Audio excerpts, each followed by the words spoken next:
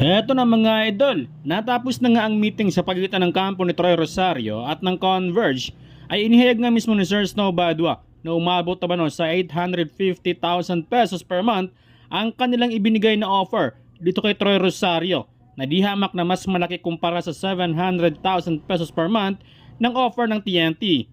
Eto ay galing mismo sa legit source natin na si Sir Snow Badwa. Well, bukod kay Troy Rosario ay inihayag din mismo ni Sir Snow Badwa na target na umano ng Converge na makipag-negotiate sa kampo ni Mikey Williams.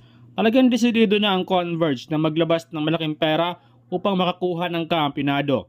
Yun nga lang, ay kung kayang tapatan ng Converge ang hinihingi ni Mikey Williams na umabot sa more than 1 million pesos per month.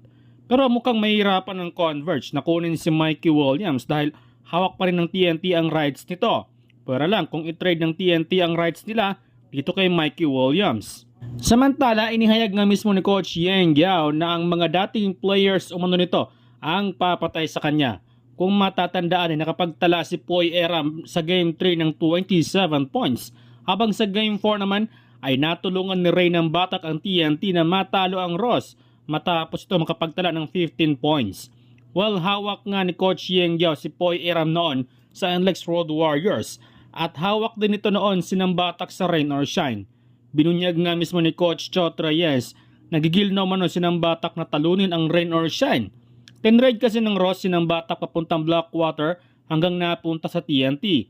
Injury prone kasi ang dahilan kung bakit binitawan ng Ross si Batak.